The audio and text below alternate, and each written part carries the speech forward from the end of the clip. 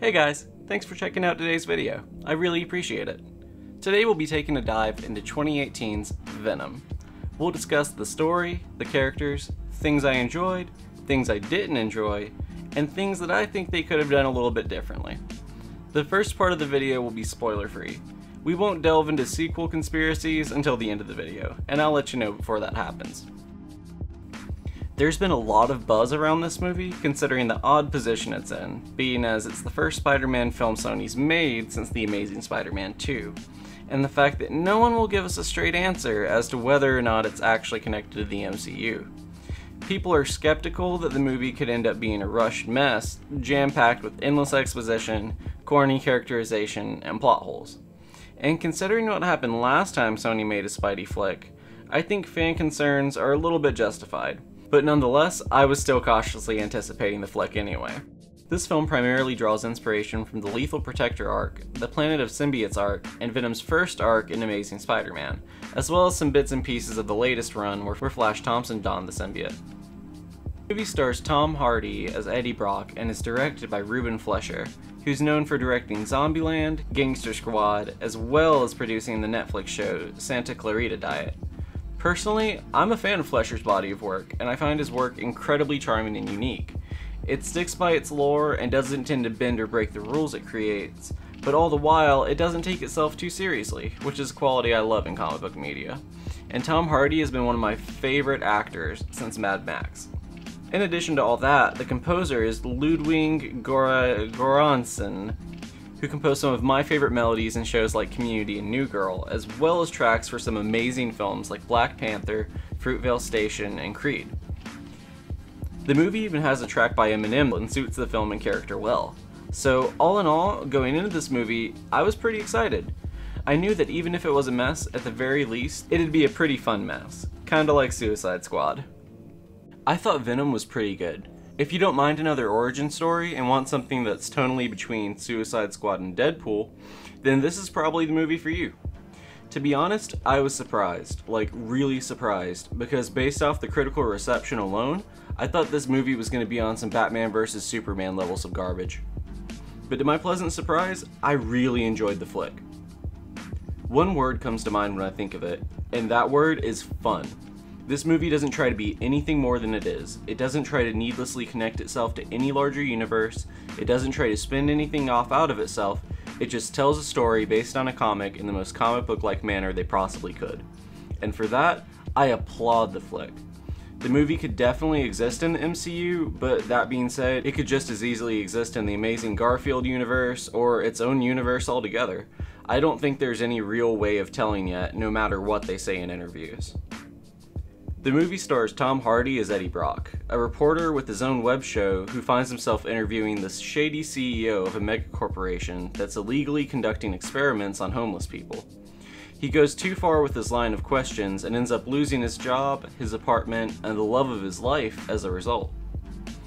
Speaking of the love of his life, I was pleasantly surprised by Annie. I like that she's not relegated to being the stereotypical damsel in distress, and instead actually serves a really integral, important role to the plot. But before we go any further, I just gotta mention this. There's one really weird scene of Eddie standing outside of her house, literally stalking her. And she even points out how weird it is, while Eddie tries to play it off like it's just perfectly normal. This is before he has the symbiote or anything, and I feel like it really only serves to make us feel worse for Eddie and introduce us to Annie's new doctor boyfriend, who isn't even relevant until later on anyway. The movie has some light pacing issues in the beginning, and I think that's mainly because it takes a while for Brock to actually encounter the symbiote, so it plays out like two stories taking place parallel to each other. But I think this is time well spent on account of the fact that it really builds up Brock as a character and really endears the audience to him.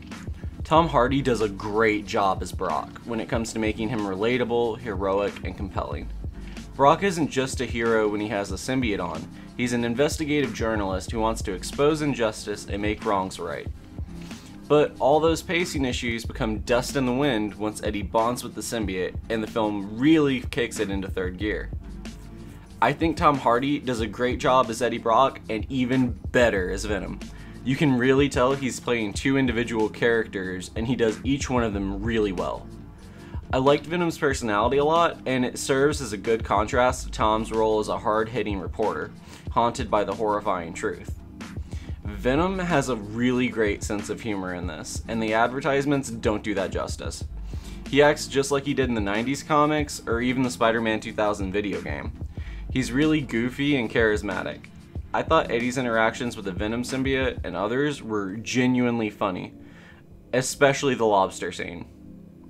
I really like this take on Venom, and I feel like anyone who doesn't probably just isn't as familiar with the history and personality of the character as they think they are. It's at this point we're going to be crossing over into spoiler territory, so throw me a like, add it to watch later, and come back after you watch the flick. The movie does a lot of small, clever things to build the world of its story, like having Eddie be acquainted with the homeless lady that the Venom symbiote gets attached to at the Life Foundation, allowing Venom to learn who Brock is and what he does before Venom even leaves the test facility. So when Brock does break in later, what Venom says about finding him instead of him finding it rings especially true once you think about it. But the movie doesn't always do the best job conveying exactly what the symbiote's powers are, just what their weaknesses are. But that being said, I like that things got messy. When I heard the film got a PG-13 rating instead of an R, I was worried they'd go too superhero and not let Venom kill or eat people. But I was wrong on both fronts, because Venom very much does kill and eat several people in the film. It's kind of odd to be excited by that, but I'm kind of an odd guy. That being said, I feel like the movie could have been a little bit better if it had an R rating, so they could have been a little bit more bloody and crude, and it could have made for some pretty funny jokes or violent scenes that just wouldn't make it into a PG-13 movie. I don't think they even dropped an F-bomb once, and they're allowed to do that once in a PG-13 movie. Come on. One thing I really loved was when they let Annie wear the symbiote briefly, as a throwback to her time with it in the 90s comics. And as soon as the puppy looked her in the eyes, I just knew it. I knew it. And speaking of references, when the Venom symbiote cracks that he's considered kind of a loser by other symbiotes on his home planet, I feel like it's a reference to the fact that he was originally considered insane by symbiote standards, and that's why they marooned him on Battleworld for Spider-Man to find in Secret Wars back in the original comic continuity. You know, before they retconned that anyway. I love all the small comic references in this film too. The most notable being that John Jameson is flying the spaceship in the opening scene. And considering the fact that Brock is looking for work, I would have loved to have seen some Daily Bugle references too. Speaking of next time, I wasn't a fan of the after credits. The wig they put on Woody Harrelson looked so bad. He looked like Carrot Top. And the performance wasn't much better either. I know he had like 3 lines and a total of less than a minute of dialogue, but it was just so hammy and over the top that it almost felt campy enough to be a CW show, which definitely was not the tone this movie set out to convey. This scene was really disappointing, because I actually like Woody Harrelson a lot, and I think he's a great actor, and he's really funny, but either he or the script one just completely dropped the ball heavy in there. Plus, the set for that scene, and some of the set pieces in general for the film, look really cheap and unconvincing. It's not a major issue, but it is kind of jarring at times, though things never feel quite as cheap as they did when I was watching Suicide Squad. I think there's potential for a sequel here, or even to connect it to the MCU, to connect it to another Spider-Verse, or even making its own universe with Morbius and Black Cat or whatever stupid plan Sony has. Obviously, I'm a little less excited by that idea, but I guess we'll just have to wait and see what happens. The second post-credit scene, the Into the Spider-Verse teaser, was a lot better than the first post-credit scenes, even though it was basically just a trailer.